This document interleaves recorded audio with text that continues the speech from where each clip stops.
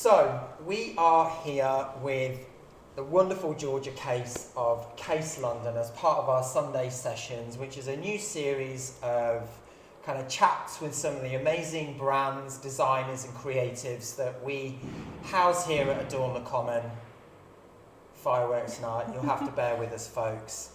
So we just wanted to take the opportunity to spend some time with these wonderful people, to get to know them, to get to know what makes them tick, and kind of talk to them on a more personal level about who they are and what makes them who they are. So thank you so much for joining us. Oh, a pleasure. Twice in the same week. I know. Georgia cooked us an amazing dinner last night, and we got to hang out with her, which we don't get to do very often. So twice in the same week is a real treat with us. So what did you cook for us last night? It was Ugandan-inspired vegan spread of just lots of different kind of stews, and had like some nice like starches in there as well. And then we had like a vegan pistachio cake for dessert as well. It was delicious. I had seconds and thirds. So Uganda, is that part of your heritage, part of your kind of fabric, shall we say? Yeah, well, I'm half Ugandan. I've actually only been there twice, most recently last year, which was amazing, huge culture shock, but just experiencing the way of life, because obviously I can just stay with family and see just how they live, and it's not, I mean, obviously it's a holiday, but you kind of just go straight into the lifestyle of having lots of people around, like having lots of delicious food, like the hecticness of the city. It's so exciting, and just how everything grows there, like the soil is just beautiful, the landscape is gorgeous, the food is just so delicious. Like Ranti's just got like banana trees just growing, so like, oh, it's just gorgeous. So yeah, that part of it I absolutely love, and I just want to go back there and just hang out in the garden. Absorb it all again. Yeah. Does that play a role in your kind of creative process when you're at work or within your own brand? Not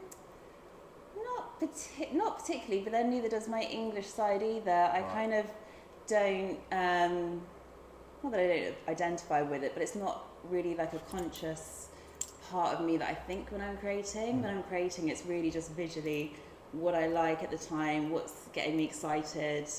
Not that I couldn't take inspiration from it.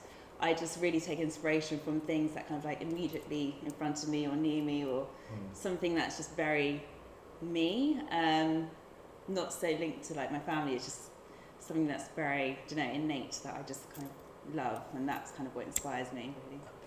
And Case London, so Case, if I was explaining it to someone, and you would probably do this much better, but for me, kind of Case London is a brand it's a design-led accessories brand that has a sustainable and considered message at the core. Would I be saying that correctly? Yeah. Okay. Yeah. How do you explain yourself and your brand to other people? How do I explain it? Or your strapline, shall we say? My strapline, gosh. To be honest, I'm not great with words. I feel like it's just a very visual thing, and if you like it, then make it a part of you and own it. Or if you think someone else would like it, then take it. It just came out of just wanting something a little bit different, something a bit unique, something that was good quality. So going back to what would the tagline be? I don't think I'd have one. I'd say that it's whatever you want it to be, really. It's really just like open to anyone who likes it. I mean, I use offcuts. Each piece is unique. It is, it's hair and hide. Sometimes that is a bit too close to the original source for some people, and I totally understand that. But if you just love that kind of quality, that kind of texture, something that's a bit different, then it's kind of for you. Really. So this project has been a little bit, you kind of pressed pause on it for a little while. Yes. Why was that? Gosh, but it's actually been, I worked it out the other day, I was like, it's been going on since I finished uni about like 7 years ago. Okay. So the reason why it's been on pause, or it's been on and off throughout since I've graduated, is because I love the creative process. I love the sourcing, I love the designing. But when it comes to the promotion and putting myself out there, I hate it. I can't be bothered at that point. I've just lost all interest, and if I don't have interest, I don't want to do it. Okay. So when I'm creating, I'm excited about it, and I invest all my money and energy into it. But it's putting myself out there, writing the captions and posting on social media that I just have no interest in. And I know that I should, but it's just a part of me that I just do not enjoy. Even this interview makes me nervous. So is that because you don't want to be the face of the brand? You don't want to be at the forefront of it? You'd rather just be the creative mind behind the product itself, and then let somebody else kind of take care of all of the social media and the business direction? Yeah, totally that. I don't even think, well, when I do create, like, there is a part of me that does the business plan and works it out, and I've been in and out of admin jobs thinking, oh, this is it, I'm going to do the business, I'm going to quit everything, I'm going to put all my time and effort into it. But from when I recently found out I do have ADHD, which explains the plummet of interest that happens once I've actually done the work. And what I'm realising now is just, rather than getting down about the fact that I don't do it, it's just actually just enjoy the creative process and think of it more as like an artist that just has to kind of get it out their system, rather than, oh, I love doing this, I need to make money from it, oh, I'm enjoying it, I need to turn it into a business, and then this is me, and not take any pleasure out of any other job that I have to do. It's more of it's an outlet. I've enjoyed it. Other people enjoy it too, which is great, and I do want the pieces out there, and I love the reaction I get from people. It's just, I'm just not very good at promoting it. And that's okay, because that's what we're here for. Yeah, and we love having the stuff, so thank you very much for allowing us to kind of house your products. Like, we love them. So I suppose, it works in our favour that you don't want to get involved in that, because then we get to put our spin on it and share those stories with our clients on your behalf, and you can continue to create. So you touched very lightly on ADHD and how that affects your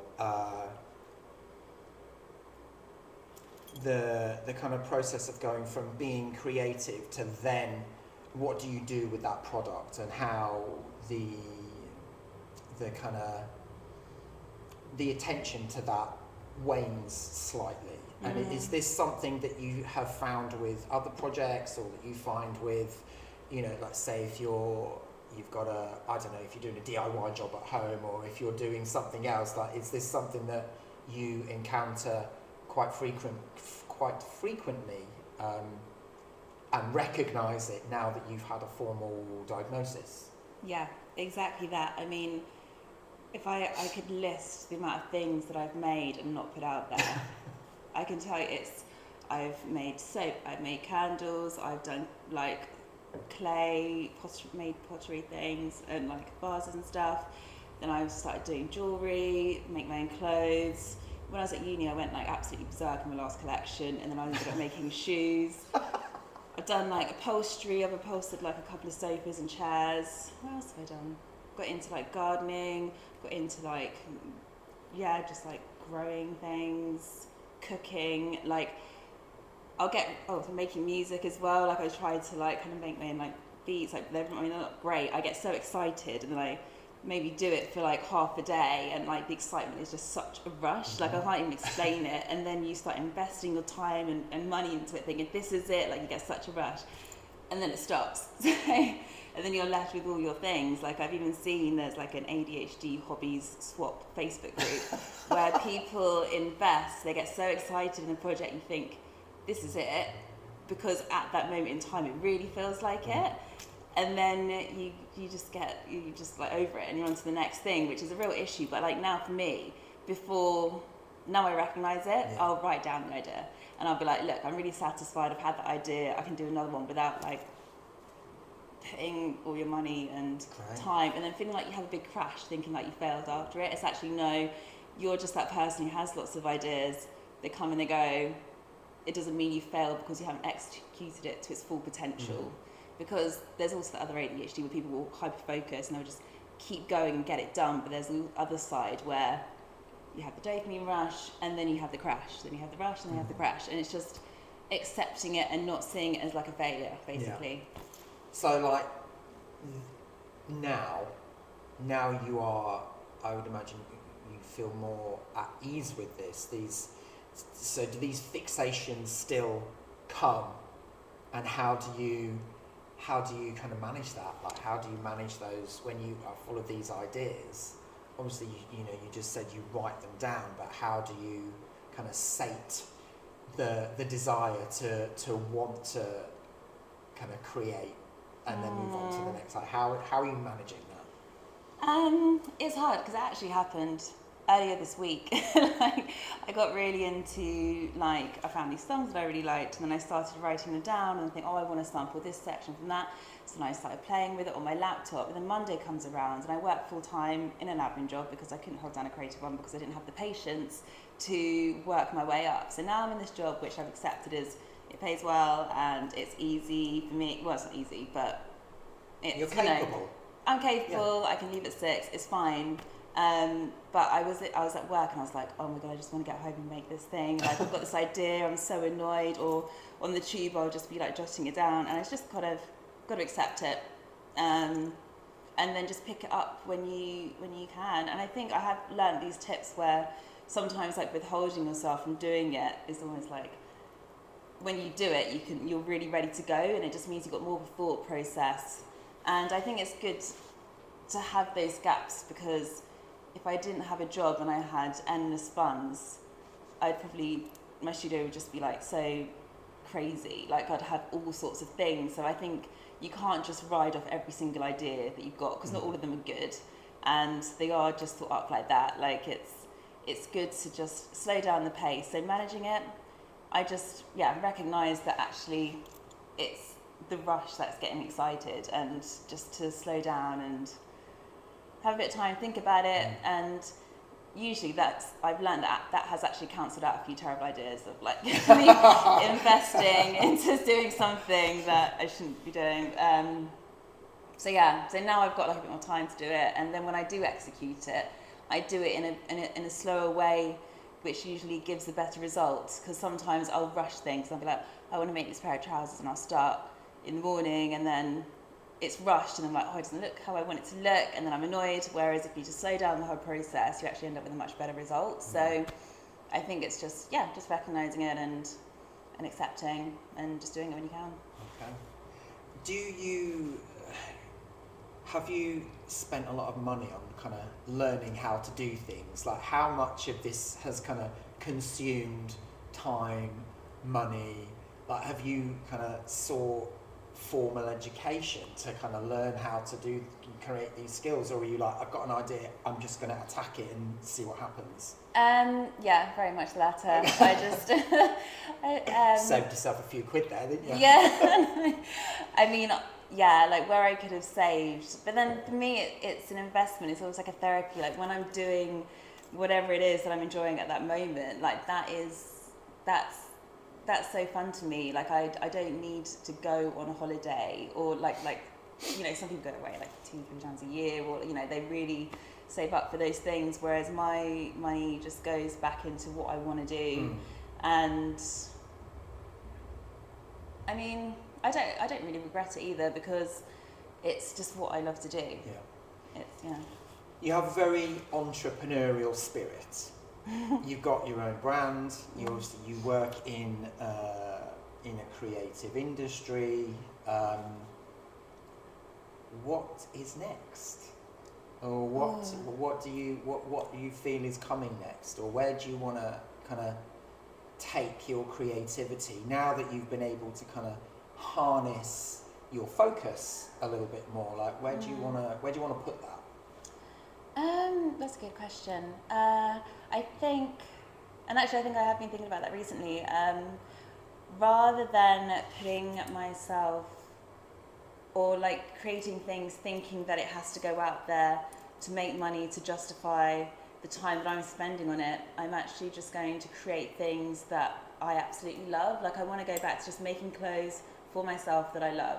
I want to make the ultimate relaxing song that I love with all my favourite samples and the right, tempo and whatever to be like the ultimate relaxation. I would love to have a garden and make like my ultimate, and it's more just like kind of just things that I know that I can enjoy and then I can share with other people. If people say, oh, I like that, or let me try that, or I enjoyed that dish, that's where I get fulfillment from. Having to make money out of things really stresses me, and fortunately for me, working full time is enough for me to live. And when I have sold on the side, it's been a great side hustle. I do want to sell the bags. I'm not saying I don't want to sell them. I think it's the future. Like, I'll sell what I made, and then just make things that I just absolutely love. And what tips do you have for young female entrepreneurs, or just young entrepreneurs in general? Because obviously you have several different avenues to yourself and to your business, and you've learned a lot for yourself and by other people. Like, what advice would you give to somebody that wants to start an accessories brand, or wants to pursue I don't know, kind of music production or clothing production or design, or any kind of general tips for people that you think might be on that path? General tips.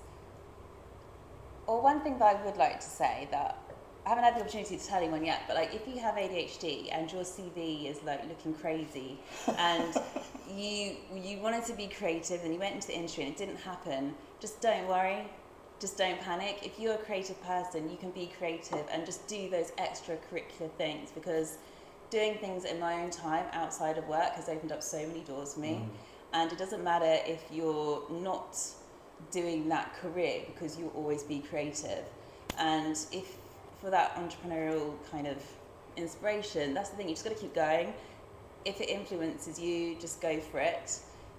Because when you do find something, or like a job which is just really normal, then they find out you've got all these other strings to your bow. It's whatever situation you're in, that's just always incredible. Like, I mean, I don't know anything about music production or like anything like that. I'm very like on the surface, or like I've just touched upon things. I've really just gone on YouTube or hyper fixated on something and absorbed a lot, but I've never done, invested all my time into doing one thing. And I think if you're that type of person that wants to do everything, just do it. Like, you can do one thing for 10 years, but you can also do 10 things in 1 year and have so much more experience. So just go for it, and anything that you think you haven't got or you haven't needed, like, kind of invent a way of doing it. Like, another thing that I thought was like events. Me and my friend want to start dating or like bring speed dating back. Like, we were on dating apps, it's really boring. And we're like, well, trends go around and now it's all online, so let's bring it back to real life. And this was like in end of lockdown. Long story, but anyway, it didn't happen. But since then, there have been like speed dating agencies, and even though it's like, oh my gosh, I should have just done the idea then, it's like, well, I didn't. I'd accept that someone else did it and it's fine. But if there's something missing in your life, or you think that should happen, just give it a go and see what happens. Are you ready to start dating? I am. You are? Hello. No, Sammy, I don't know. What would be your ideal day? My ideal day? And if you had a day to yourself, in London, ideally, like, where would you go? What would you do? Where would you visit? Like, what would be like the perfect day where you kind of end it at home and be like, oh God, that was fucking great, that was? Oh gosh, what would I do? I don't know, I've been in London for like 6-7 years, and I don't know if I've got like an ultimate. I've never stuck to the same thing, but it's always been, like, the best times is once, or like when I get home after having like loads, like really good company, like at your last event, the opening of the launch of your new space here at John Common. Met some really, really amazing people, and just got the numbers and invited them to the dinner party. That was yesterday.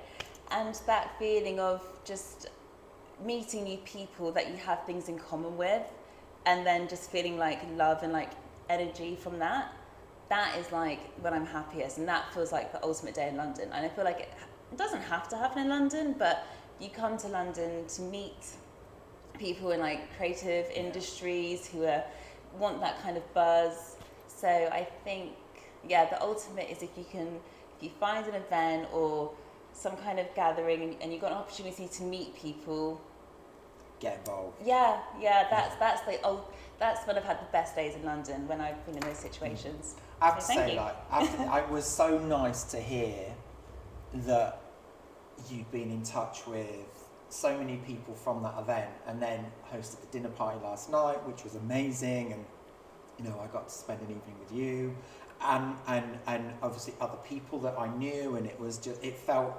very comfortable and relaxed.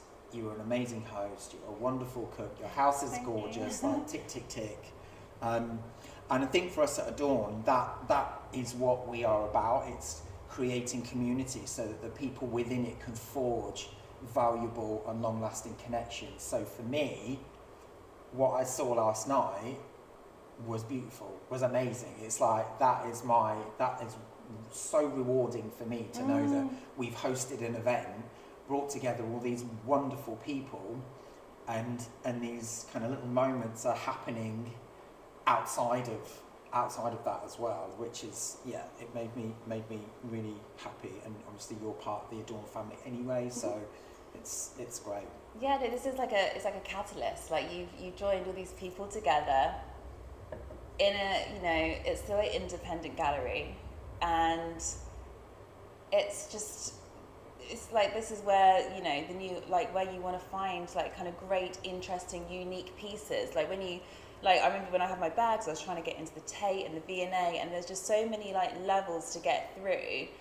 It's just quite off-putting. And even when you go to those galleries, like there are some beautiful pieces, but then it's so, I don't even know the word, but it's like it's got through so many filters to get there. It's really like sanitized, and just you're not going to get all the interesting pieces. Like, you can go there and actually they produce loads of it.